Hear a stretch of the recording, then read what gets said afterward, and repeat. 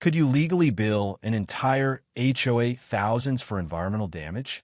And how do frogs bleach and a courtroom full of laughter bring down a suburban tyrant?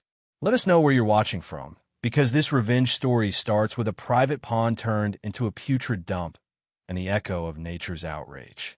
I woke up to the unthinkable. My serene, crystal-clear pond, a centerpiece of my farm and a haven for local wildlife, had been transformed into a trash-strewn cesspool. The water, once home to darting fish and chorus of frogs, now reeked of decay, its surface marred by discarded plastic and broken furniture. My heart sank as I surveyed the wreckage, realizing that someone had violated the sanctity of my land in a way that went far beyond a mere nuisance. I quickly pieced together the evidence. Security cameras had captured the culprit, Karen Miller, the notorious enforcer of our neighborhood's overly strict HOA rules. Known for her relentless obsession with perfection and her willingness to find anyone who didn't toe the line, Karen had taken it upon herself to improve our community. But in her misguided zeal, she had desecrated my private pond, dumping old appliances, broken garden tools, and even tires into the water, claiming it was all in the name of community beautification. The shock of her brazen act ignited a spark of defiant creativity within me. Instead of quietly accepting the injustice and the mounting cleanup costs, I decided to fight back. I would hold the HOA accountable, not just for the environmental damage, but for the violation of my property rights. And I'd do it in a way that the entire community would remember. As the sun's first rays filtered through the mist, I knew that this wasn't simply about cleaning up a mess. It was about sending a clear message. When you trample on someone's land and the natural beauty of the environment, nature, and a determined homeowner can and will fight back. My revenge plan was in motion. It was about to turn a suburban nightmare into an unforgettable lesson in accountability. Nestled on the outskirts of the tightly regulated community of Willow Bend Estates, my farm had long been a sanctuary of natural beauty and personal expression. My property, a sprawling expanse of fields, orchards, and a pristine pond, was passed down through generations. It was a place where I could work the land on my own terms, blending modern sustainable practices with the rustic charm of old-world farming. The pond, in particular, had always been my pride, a mirror reflecting the sky, a gathering place for wildlife, and a source of endless inspiration. In stark contrast stood Willow Bend Estates, a gated community where conformity was law. Every lawn was meticulously trimmed, every facade painted in uniform hues, and every resident was expected to follow a rigid set of guidelines enforced by a domineering homeowners association. At the forefront of this regime was Karen Miller, infamously dubbed HOA Karen. With her perpetually severe expression, always clad in impeccably tailored outfits, and armed with a clipboard and smartphone, she roamed the neighborhood like a self-appointed warden.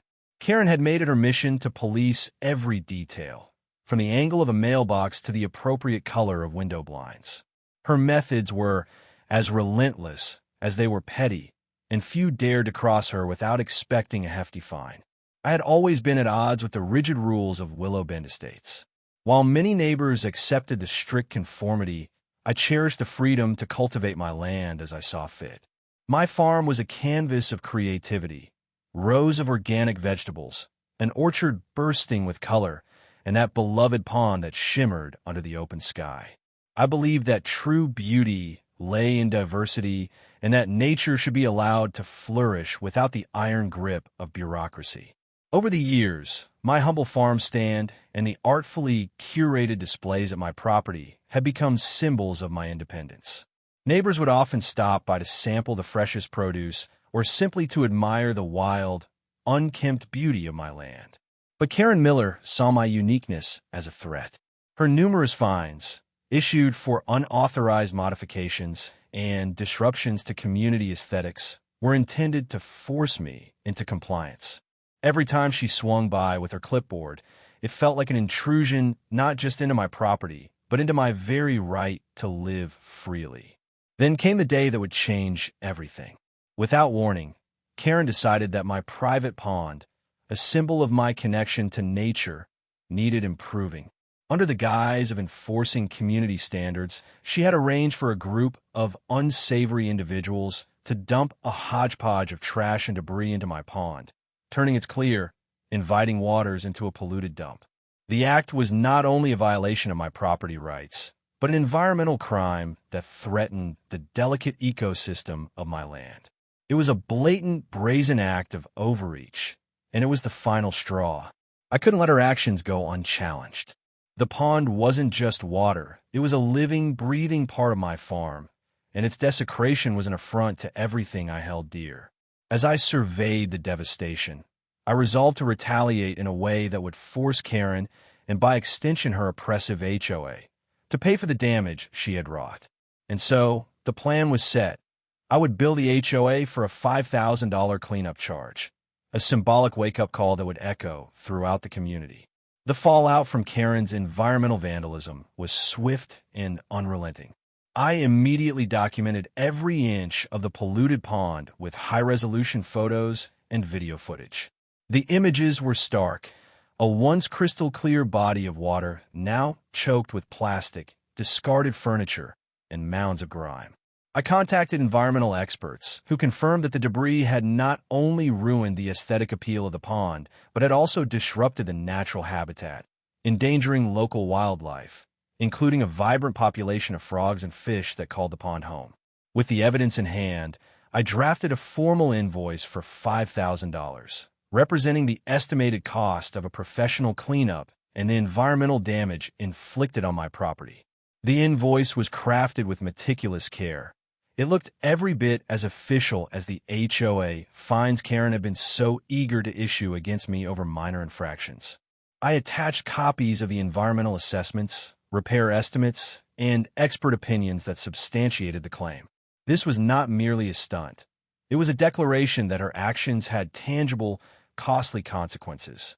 I then circulated the invoice among my fellow residents, posting it on community forums and sharing on social media.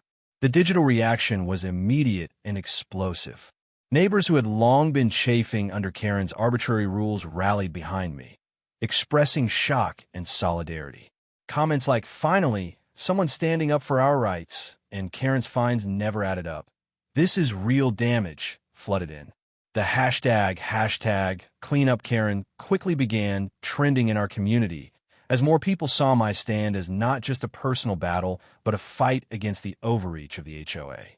Karen's reaction was swift and furious. I caught a glimpse of her on a hastily recorded video posted on her personal social media, a flurry of indignation, accusations, and threats, all aimed at discrediting my claims. She insisted that the pond was part of the communal landscape and that I was exaggerating the damages to get revenge. But the digital evidence was overwhelming. Environmental experts, fellow homeowners, and even local media began questioning the legitimacy of her actions and the HOA's policies that allowed such a blatant intrusion into private property. The tension escalated further as the HOA board was forced to intervene. A special meeting was called, and I was invited to present my evidence before the board. In the crowded meeting room, I laid out my case in detail. The pristine state of the pond before Karen's intervention, the devastating transformation into a dump, and the substantial costs required to restore it. I argued passionately that if the HOA was willing to let Karen's arbitrary fines fly over minor issues, they should be held accountable for the real, quantifiable damage inflicted on my property. As I spoke, murmurs of agreement spread through the room. Neighbors in attendance raised their voices, recounting their own grievances with the HOA's heavy-handed enforcement. The board members, visibly rattled by the mounting evidence and the unified stance of the community, struggled to defend their long-held policies. It became clear that this was no longer just a personal vendetta. It was a watershed moment in the ongoing struggle for property rights and environmental stewardship in our community. By the end of that meeting, the digital dossier I had assembled was circulating widely among residents and local media. The $5,000 invoice had become a symbol of resistance, a concrete reminder that arbitrary actions have real consequences. My neighbors, now emboldened by the evidence, rallied together in support, urging the board to take decisive action against Karen and to reform the HOA's policies once and for all. In the days following the meeting, the atmosphere in Crescent Meadows grew electric with anticipation. Social media exploded with reactions. Every shared video clip of the polluted pond, every screenshot of the official invoice, and every expert testimony became part of a digital tapestry that wove together a powerful narrative. Karen's overreach was not only unjust, it was damaging, and it had a price. Local news stations jumped on the story, sending reporters to my farm to capture the dramatic transformation of the once beautiful pond. On live television, one reporter remarked, "This isn't your typical HOA dispute. It's a full-blown environmental crisis sparked by petty enforcement." Interviews with residents revealed widespread frustration. Many had experienced fines for trivial issues and now saw the real-world impact of unchecked power. The hashtag #CleanUpKaren trended as supporters of property rights and environmental justice rallied online, voicing their demand for accountability. Within the HOA board, tensions reached a boiling point. Emergency meetings were held behind closed doors, and leaked minutes painted a picture of a fractured board. Some members, long loyal to Karen's uncompromising style, argued that strict enforcement was essential for maintaining community order. Others, however, began to question whether Karen's actions were a necessary evil or a gross abuse of power that undermined the very principles of private property. "We must reassess our priorities," one board member was quoted as saying, "or risk alienating the very people we're meant to serve." The internal dissent grew louder as digital evidence continued to pour in. My online campaign continued unabated. I posted updates on community forums, sharing before and after photos of the pond, detailed breakdowns of the cleanup costs, and even video interviews with local environmental experts who confirmed the extensive damage. Support from neighbors was overwhelming. Comments like, "Finally, someone's holding the HOA accountable," and "This is what happens when you let bureaucrats play judge, jury, and executioner," echoed across social media, galvanizing a movement that was as much about environmental justice as it was about personal property rights. Karen, on the other hand, was rapidly losing her grip on authority. In a series of desperate social media posts, she tried to downplay the incident as a minor misunderstanding, a misinterpretation of community standards. But every attempt to spin her narrative was countered by the irrefutable facts: the invoice, the expert reports, and the outpouring of support from residents. The digital dossier had become an unstoppable force, turning my personal struggle into a rallying cry for the entire community. As the pressure mounted, the HOA board finally announced a final public hearing to address the matter. The announcement sent shockwaves throughout Crescent Meadows. In the days leading up to the hearing, my online updates and the growing digital petition, now signed by thousands of residents, created an atmosphere of anticipation and resolve. Neighbors gathered in small groups to discuss the implications of Karen's actions and to plan for a future free from arbitrary fines and intrusive oversight. On the morning of the hearing, the community center was packed. The room buzzed with a mix of anger, hope, and determination. Every face in the crowd reflected the collective frustration of years spent under the oppressive thumb of an overzealous HOA. Large screens displayed the digital dossier I had compiled, each piece of evidence a testament to the environmental damage and the illegitimacy of Karen's actions. The atmosphere was electric, charged with the promise that this moment would redefine the relationship between the HOA and its residents. During the hearing, residents took turns speaking, their voices unified in demanding change.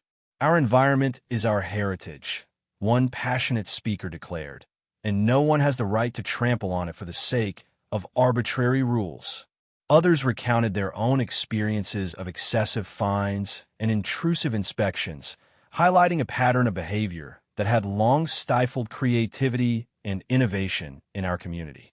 The digital petition, now a living document of our collective will, was read aloud, each signature a powerful affirmation of our right to defend our property and our environment. The tension was palpable as the board listened. It was clear that the community's resolve was unbreakable, that the days of Karen's unchecked power were numbered. With every shared post, every hashtag, and every heartfelt testimony, the movement for change grew stronger, setting the stage for a dramatic, irreversible turning point. The decisive moment arrived on a crisp morning in a packed boardroom at the Crescent Meadows Community Center. The room was filled with HOA officials, local law enforcement representatives, community leaders, and an impassioned assembly of residents, all gathered for the final public hearing that would determine the future of our community's governance. With a calm, yet commanding presence, Councilwoman Elaine Turner stepped up to the podium, her eyes reflecting the collective hope and determination of a community that had had enough. After a thorough review of all digital evidence, including time-stamped security footage, expert environmental reports, and the heartfelt testimonies of our residents, we have reached an inescapable conclusion. Councilwoman Turner began, her voice steady and resonant. It is abundantly clear that the actions taken by Mrs. Karen Miller, who transformed a cherished private pond into a dumping ground for trash and debris, were not based on any legitimate concern for community aesthetics or safety, but were driven by personal bias and a flagrant abuse of power. Our community's rights and our environment must be protected from such reckless behavior. A heavy silence fell over the room as Turner continued. Effective immediately, the HOA board will rescind all fines and sanctions imposed in relation to this incident, and we will launch a full disciplinary review of the policies and practices that allowed such environmental degradation to occur. Furthermore, we will establish new guidelines to ensure that every resident's property rights are safeguarded and that any violation resulting in environmental damage is met with swift, proportional action. Today's decision is not merely about reversing an arbitrary fine. It is a resounding declaration that Crescent Meadows will no longer tolerate the abuse of power for personal gain. Her words resonated deeply, and murmurs of agreement rippled through the assembly. At that moment, a well-respected community advocate, renowned for his tireless defense of environmental justice and private property rights, rose to speak. "Today, we stand united," he declared, his voice strong and impassioned. "No resident should ever have to endure the consequences of someone else's disregard for our natural heritage. Let this vote be the turning point, a clear signal that our community values the sanctity of our environment and the rights of every homeowner above all else. We demand accountability, and we will not rest until every act of environmental vandalism is met with justice." His declaration was met with thunderous applause, uniting everyone in a collective call for reform. Following his address, a senior environmental officer presented the final dossier, a meticulously compiled record of digital evidence, expert analyses, and official reports that confirmed the extent of the environmental damage and debunked Karen Miller's flimsy justifications. The evidence was irrefutable. The pond's transformation into a dumping ground was a direct result of Karen's actions, and the cleanup cost was estimated at no less than $5,000. The Internal Affairs Panel unanimously endorsed strict disciplinary measures, and the full report was scheduled for immediate public release. Councilwoman Turner concluded, "Let this resolution mark the dawn of a new era for Crescent Meadows, a community where every resident's rights and our natural environment are held sacred, and where public authority is exercised with fairness and integrity. Our vote today is a resounding declaration that we will protect our homes, our environment, and our future from arbitrary interference. Together, we stand for justice, transparency, and the inalienable right to live in harmony with nature." Her final words, delivered with unwavering conviction, sealed the turning point in our struggle for environmental justice and property rights. In that defining moment, as every face in the boardroom shone with determination and hope, the balance of power shifted irrevocably. The overwhelming digital evidence and the unified voice of the community forced the HOA board to take decisive action, a turning point that would forever reshape the governance of Crescent Meadows. The days of petty fines and environmental vandalism were over, and a future built on respect for individual rights and nature was finally within our grasp. In the weeks that followed the historic vote, Crescent Meadows underwent a profound transformation. News of the rescinded fines and sweeping reforms enacted by the HOA board spread rapidly through local media and social networks, igniting impassioned debates about property rights, environmental stewardship, and community governance.